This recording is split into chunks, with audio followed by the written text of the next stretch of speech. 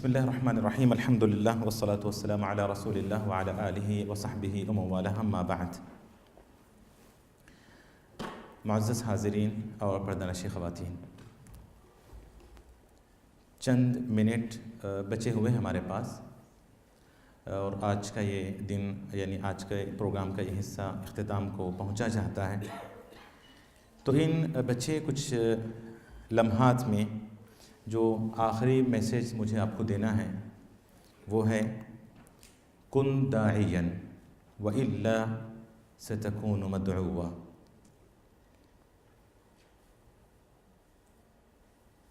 اس دنیا میں قومیں یا تو داعی بن کر جی سکتی ہیں، جو داعی ہوتی ہیں قومیں وہ مدعو نہیں ہو سکتی، اور جو قومیں داعی نہیں ہوتی وہ مدعو ہو جاتی ہیں۔ کیا مطلب ہے اس کا؟ کن داعیا، خیر کی طرف دعوت دینے والے بن جاؤ، بھلائی کی طرف بلانے والے بن جاؤ۔ اگر اس ذمہ داری کو، کیونکہ اسی کے لیے آپ کو پیدا کیا گیا ہے، اگر اس ذمہ داری سے غفلت برتو گے، دعوتی ذمہ داری سے غفلت برتو گے، تو خود بخود آپ مدعو بن جاؤ گے۔ اور آج یہی ہو رہا ہے کہ آج امت مسلمہ کو خیر امت اسی لیے کہا گیا کیونکہ یہ امت دعوت ہے، اور اس امت نے اپنی ذمہ داری کو پس پشت ڈال دیا۔ نتیجے میں آج ہماری شادیاں غیروں جیسی، آج ہمارا رہن سہن غیروں جیسا، آج ہمارا کلچر، ہماری تہذیب، اس کا جنازہ نکل چکا ہے۔ آج ہم غیر شعوری طور پر، بلکہ یہ کہوں تو مبالغہ نہ ہوگا کہ شعور کے ساتھ ہم غیر اسلامی تہذیب کو اپناتے ہوئے فخر محسوس کرتے ہیں۔ ہمارے بچے، ہمارے بچیاں ذرا سا بات کر کے دیکھیں، ان کے لباس، ان کا رہن سہن، اٹھنا بیٹھنا، چلنا پھرنا، سونا جاگنا، وہ کہتے ہیں کہ مجھے فلاں کی طرح کپڑے چاہیے، میں فلاں کی طرح رہنا چاہتا ہوں، مجھے کیپ بھی چاہیے تو فلاں ایکٹر کی طرح چاہیے، فلاں کھلاڑی کی طرح چاہیے، مجھے امریکہ سے وہ پھٹے پرانے کپڑے چاہیے۔ پھٹے پرانے کپڑے پرانے نہیں ہوتے، نئے ہوتے لیکن پھٹے ہوتے، بولے وہ پھٹے کپڑے چاہیے۔ ایک بچہ کلاس میں آیا ہماری، یہاں سے پھٹا ہوا ہے، ادھر سے پھٹا ہوا ہے۔ میں نے کہا بیٹا یہ کیا پھٹے کپڑے پہن کے آ گئے ہوتے؟ شیخ ابو نے کینیڈا سے منگوایا ہے۔ میں نے کہا بیٹا اس کے آدھے پیسے بھی دے دیتے نا، میں پھاڑ کے دے دیتا، اس کے تھوڑے پیسے بھی مجھے دے دیتے، میں خود پھاڑ کے دے دیتا۔ وہاں سے منگوایا آپ نے، کہتے شیخ بہت قیمتی ہے، وہاں سے منگوایا ہے۔ سوچ کر دیکھیں کہ ہم کیا ہوتے جا رہے ہیں، اور یہ ہونا یہ فطری چیز ہے کہ جو قوم داعی نہیں ہوتی وہ مدعو بن کر جیتی ہے۔ اور آج امت مسلمہ امت دعوت تھی، اور آج یہ امت مدعو بن کر جی رہی ہے۔ آج ہمارا اٹھنا بیٹھنا، ہمارا سارا کلچر، تہذیب، ہمیں پتہ ہی نہیں کہ اسلامی تہذیب کیا ہے، ہمیں پتہ ہی نہیں ہے۔ ہمارے بچوں سے پوچھ لیں اسلامی لباس کیا ہے، انہیں نہیں پتہ، اسلامی اوڑھنا بچھونا کیا ہے انہیں نہیں پتہ، اسلامی رہن سہن کسے بولتے ہیں انہیں نہیں پتہ۔ وہ ہر چیز میں وہ غیروں کو فالو کرنا چاہتے ہیں اور اسی میں فخر بھی محسوس کرتے ہیں۔ غیر شعوری طور پر یا شعور کے ساتھ یہ امت دعوت، یہ امت مدعو بن گئی ہے۔ چھوٹی سی مثال دوں میں آپ کو، آپ کے سامنے برائی ہو رہی ہے، کوئی غلط کام ہو رہا ہے، آپ کی ذمہ داری کیا ہے؟ کیا ذمہ داری ہے آپ کی؟ یہ آپ کی ذمہ داری ہے نا، کنتم خیر امۃ اخرجت للناس تأمرون بالمعروف وتنہون عن المنکر۔ برائی کو دیکھ کر روکنا ہوگا آپ کو۔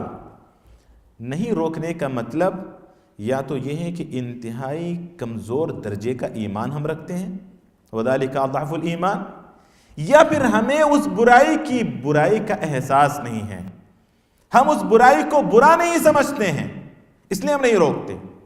ہمارے بچے دیکھتے ہیں کہ ابو فلاں غلط کام ہو رہا تھا، مما نے چینل ہندی فلم لگائی ہوئی تھی، وہ فلم دیکھ رہی تھی، ابو بھی دیکھ رہے تھے، نہیں روکا، برائی سے نہیں روکا. نتیجہ کیا نکلے گا؟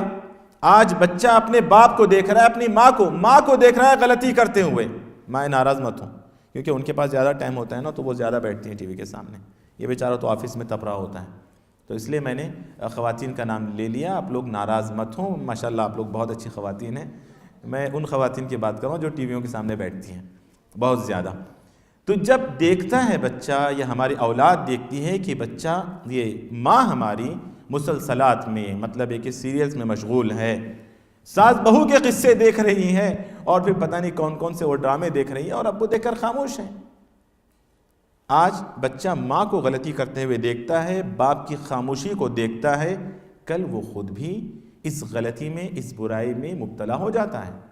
ہر غلطی، ٹی وی چینل چھوڑ دیں آپ. آج ہمارے ایک مرتبہ ایسی ہوا کلاس میں، سگریٹ کے بارے میں بات ہو رہی تھی، حلال و حرام پر بات ہو رہی تھی. کسی بچے نے پوچھ لیا کہ شیخ سگریٹ کا کیا حکم ہے؟ ہم نے کہا کہ علماء کا متفقہ فیصلہ ہے کہ سگریٹ حرام ہے. حرام ہے سگریٹ؟ میں نے کہا بیٹا اتنا پریشان کیوں ہو رہے ہو، سگریٹ حرام ہے. کہتا ہے نہیں میرے ابو پیتے ہیں. میرے ابو سگریٹ پیتے ہیں، آپ نے اس کو حرام کیسے بول دیا؟ بچے نے جا کر گھر میں بول دیا. کال آتی ہے وہاں سے. پہلے تو ماں کو کافی ڈانٹا، وہ کیونکہ ماں نے بھیجا تھا ہمارے پروگرام میں بچے کو، باپ نے نہیں بھیجا تھا. پہلے تو ماں کو ڈانٹ پڑی کہ کہاں بھیج رہی ہو بچے کو، کیا کیا چیزیں سیکھ کر آ رہا ہے یہ. آج یہ حرام بولا، پتہ نہیں کل کس کس چیز کو حرام بول دے گا. یہ ہم پہ فتوے لگا رہا ہے. ماں کی کال آتی ہے، شیخ یہ کیا ہو رہا ہے، آپ پیسے ڈائریکٹ کیوں بول دیتے ہیں؟ اچھا میں کیسے بولوں حرام کو؟ حرام نہیں، میں کیسے بولوں؟ نہیں ڈائریکٹ نہیں بولیں. اچھا ڈائریکٹ نہیں بولوں تو کیسے بولوں؟ ذرا وہ تو بتائیں مجھے. رک کے بولوں، ہے ایسے بولوں؟ کیا مطلب ہے اس کا کہ آپ ڈائریکٹ حرام کو حرام نہ بولیں؟ کیا ماحول ہو رہا ہے ہمارے گھر کا؟ وجہ میرے بھائی ایک ہی ہے، یہ امت دعوت ہے. جب تک یہ امت دعوت رہے گی، برائیوں سے بچتی رہے گی، اور ساری قومیں مدعو رہیں گی، ساری قومیں مدعو رہیں گی، ہم محفوظ رہیں گے، ہمارا دین محفوظ رہے گا، ہماری نسلیں محفوظ رہیں گی اس دعوت کے ذریعے. اس ذمہ داری کو چھوڑیں گے. جس طرح آج نہ ہم محفوظ، نہ ہمارا گھر محفوظ، نہ ہمارا دین، نہ ہماری نسلیں محفوظ، کوئی چیز محفوظ نہیں ہے. اور ماں باپ پریشان بھی ہیں، بچیاں گھر سے بھاگ رہی ہیں، لڑکے پتہ نہیں کس کس کو لے کے نکل رہے ہیں، گھر میں یہ ہو رہا ہے وہ ہو رہا ہے. کالز آتی ہیں، شیخ بیٹا میرا 24 گھنٹے موبائل میں ہوتا ہے اور پتہ نہیں کیا کیا کرتا رہتا ہے. کس کس سے پریشانیاں ہیں، خود اصلاح نہیں کر سکتے ہیں، ہمیں کال کر کے بولتے ہیں کہ آپ بچے کو سمجھائیں. وہ 24 گھنٹے موبائل میں کسی کے ساتھ لگا ہوا ہے. کاش آپ اگر گھر میں داعی بن کر جیتے تو یہ نوبت نہیں آتی. میرے بھائیوں اور عزیز بہنوں، یہ امت محمدیہ امت دعوت ہے. اس کا ہر قدم داعیانہ ہوتا ہے. یہ چلتا ہے، اس کے چلنے کو دیکھ کر لوگ اسلام قبول کرتے ہیں. یہ بولتا ہے، اس کے بولنے کی مٹھاس کو سن کر یا مٹھاس کو محسوس کر کے لوگ اسلام قبول کرتے ہیں. اور یہ اس کے رہن سہن کو دیکھ کر لوگ اسلام کی طرف آتے ہیں. تو مسلمان کو داعی بن کر جینا ہے. اور داعی کا مطلب یہی نہیں کہ ہم نکل جائیں دعوت کے کام کے لیے، نہیں، ہماری ذات داعیانہ ہو. سنا آپ نے کہ مومن کا ہر عمل عبادت ہے، اسی طرح مومن کا ہر عمل داعیانہ ہونا چاہیے. ہر عمل داعیانہ ہونا چاہیے. آج ہمیں دیکھ کر، ہماری تصویر کو، ہماری شکل کو دیکھ کر لوگ اسلام سے متنفر ہو رہے ہیں. اللہ کے پاس جواب دینا ہے ہمیں. تو کن داعیا وإلا ستکون مدعوا، داعی بن کر جیو ورنہ مدعو بن کر جینا پڑے گا. مطلب یہ ہے کہ ہر طرح کے غیر اسلامی رسم و رواج، غیر اسلامی تہذیب، غیر اسلامی کلچر، یہ سب کچھ ہمارے گھر میں آ چکا ہے. اور اس سے شاید ہی ہم نکل پائیں گے اگر ہم نے اپنے آپ کو ابھی بھی نہیں سنبھالا، اور اپنی ذمہ داری کو ابھی بھی اگر ہم نے محسوس نہیں کیا. یہیں پر میں اپنی بات کو روکتا ہوں.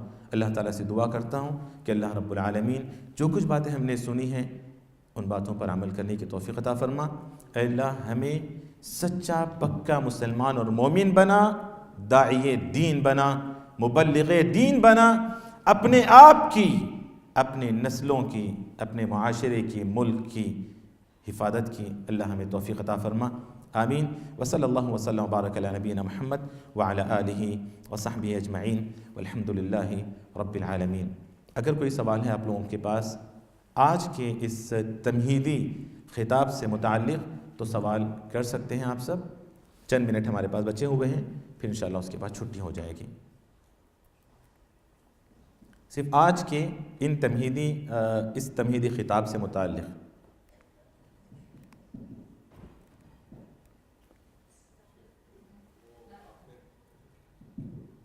جی۔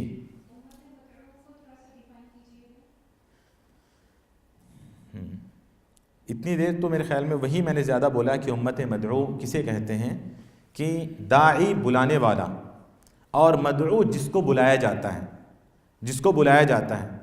آج دیکھیں، ایک ہوتا ہے بلانے والا جس کو ہم عربی میں داعی کہتے ہیں، اور جس کو بلایا جاتا ہے وہ ہوتا ہے مدعو۔ میں نے آج کے یہ آخری حصے میں یہ سمجھانے کی کوشش کی ہے کہ اگر آپ خیر کی طرف بلانے والے نہیں بنو گے تو پھر سَتَكُونُ قَابِلِينَ لِلشَّرِّ، تو پھر شر کو قبول کرنے والے بن جاؤ گے۔ یہ اللہ رب العالمین کا ایک کیا کہتے ہیں اس کو، یہ اللہ رب العالمین کی حکمت ہے، اور یہی ایک طبعی ایک فطری چیز ہے یہ کہ آپ خیر کی طرف بلانے سے رک جاؤ گے تو شر کو قبول کرنے والے بن جاؤ گے۔ یہ ہے مطلب اس کا۔ اسی لیے خیر کی طرف دعوت دینے والے بنو تو شر سے بھی بچ جاؤ گے۔ اور آج امت نے اسی کام کو چھوڑا ہوا ہے، نتیجے میں وہ شر کو قبول کرتے جا رہی ہے۔ شر کو ہر چیز میں دیکھ لیں آپ، خاص طور پر یہاں پر بیٹھے تقریباً احباب ہند و پاک کے رہنے والے ہیں، ہمارے آس پاس غیر مسلمین کی ایک بڑی تعداد جیتی ہے۔ نتیجے میں دیکھیں آج ہمارا اٹھنا بیٹھنا سونا چھونا سب کچھ ہمارا غیر مسلمین جیسا ہے۔ ہم لوگ مدعو بن گئے ہیں، مطلب یہی کہ وہ لوگ ہم پر حاوی ہو گئے ہیں، ہمیں انہیں متاثر کرنا تھا لیکن ہم نے ان کے تاثر کو قبول کیا ہے، ہم خود متاثر ہو گئے ہیں، اسی لیے ہر چیز ہم نے ان کی قبول کر لی ہے۔ تو یہ وجہ یہی ہے کہ ہم داعی الی الخیر نہیں ہیں تو قابل للشر ہو گئے ہیں۔ جی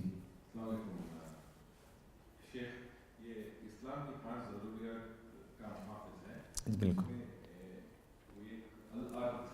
عارض جی، اسلام 5 چیزوں کا محافظ ہے۔ مجھے لگتا ہے کہ مجھے ایسے یاد آ رہا تھا کہ میں نے حجۃ الوداع کی اس بات کو مکمل نہیں کیا وہاں پر، کہ رسول اللہ صلی اللہ علیہ وسلم نے کہا کہ ان دماءکم واموالکم واعراضکم حرام علیکم کحرمۃ یومکم ھذا فی بلدکم ھذا وفی شہرکم ھذا۔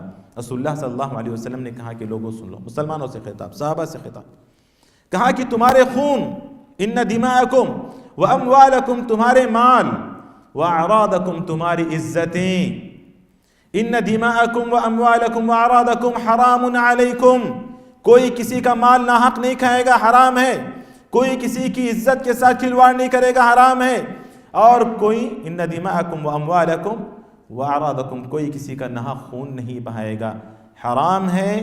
کہا کہ ویسے ہی حرمت ہے، اللہ نے اسلام کو ماننے والوں کے خون اور ان کی عزت اور ان کے مال کو اس مقام پہ رکھا، یا وہ عزت عطا کی ہے جو عزت اللہ نے اس دن یوم النحر اور اس شہر بلد الحرام اور اس مہینہ شہر ذوالحجہ کو اللہ نے عطا کی ہے۔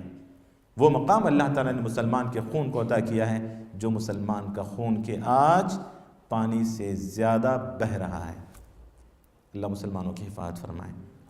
تو میں نے کہا کہ اسلام ضروریات خمسہ کا محافظ ہے، تو اس میں ایک میں نے کہا کہ عزت نفس کا بھی اسلام محافظ ہے، کہ آپ کسی کی غیبت نہیں کر سکتے، کسی پر الزام نہیں لگا سکتے، آپ کسی پر الزام نہیں لگا سکتے، یہ اسلام کے اندر ہی یہ چیز ہے۔ غیبت کی اتنی بڑی سزا سنائی، اتہام کی تو حد جاری کر دی کہ کوڑے برسائے جائیں گے اس پر جس نے کسی پر الزام لگایا ہے، اگر ثبوت نہ پیش کرے، الزام ہو اگر وہ۔ اور پھر غیبت پر، جیسا کہ میں نے سورہ حجرات کی آیت پڑھی کہ یا ایھا الذین نہیں کیا ہے، یا ایھا الذین آمنوا اجتنبوا کثیرا من الظن ان بعض الظن اثم ولا تجسسوا ولا یغتب بعضکم بعضا ایحب احدکم ان یأکل لحم اخیہ میتا فکرہتموہ۔ اس قدر اسلام نے انسان کی عزت کی حفاظت کی ہے۔ جی امید کے بعد واضح ہوئی ہے؟ جی میں پوچھنا چاہ رہی تھی کہ دعوت کا کام جو ہے وہ امت کے اندر بھی تو بہت زیادہ ہمیں کرنا ہے، جہاں تک میں سمجھتی ہوں، تو آپ کیا سمجھتے ہیں کہ باہر زیادہ کریں یا زیادہ ضروری، آپ کس کو سمجھتے ہیں، امت کے اندر دعوت کا کام یا باہر؟ جی میں نے سورہ بقرہ کی جو آیت پڑھی وَكَذَلِكَ جَعَلْنَاكُمْ أُمَّةً وَسَطًا، یہ امت وسط ہے، اس کی ذمہ داری چاروں طرف سے آنے والی پبلک کو کنٹرول کرنا۔ اس کا مطلب یہ ہے کہ اس امت کی ذمہ داری ہے چاروں طرف کے لوگوں کا خیال رکھنا۔ اگر ادھر سے میرے رشتہ دار آ رہے ہیں تو میں ان کو بھی چھوڑوں، ادھر سے اگر میرے دشمن آ رہے ہیں تو میں ان کو بھی چھوڑوں۔ مطلب یہ ہے کہ میں ان کا بھی خیال رکھوں، میں ان کا بھی خیال رکھوں۔ چاروں طرف سے لوگ آئیں گے، مجھے سب کا خیال رکھنا ہے، مجھے اپنی ذات سے شروع کرنا ہے، اور جہاں تک میں پہنچ سکتا ہوں وہاں تک مجھے پہنچنا ہے۔ لیکن ضروری ہے کہ ہم اپنی ذات سے شروع کریں۔ قُوا أَنفُسَكُمْ وَأَهْلِيكُمْ نَارًا۔ انشاءاللہ دعوت کے موضوع پر جب ہم واقعہ شروع کریں گے تو بہت ساری باتیں اور بھی آپ کے سامنے آئیں گی، لیکن دعوت میں نے یہی کہا کہ اپنی ذات، میری پوری ذات ایک داعی ہوں، اپنی ذات سے میں شروع کروں، اپنے آپ سے، اپنے گھر سے، اپنے معاشرے سے، اپنے ماحول سے مجھے اس ذمہ داری کو ادا کرنا ہے۔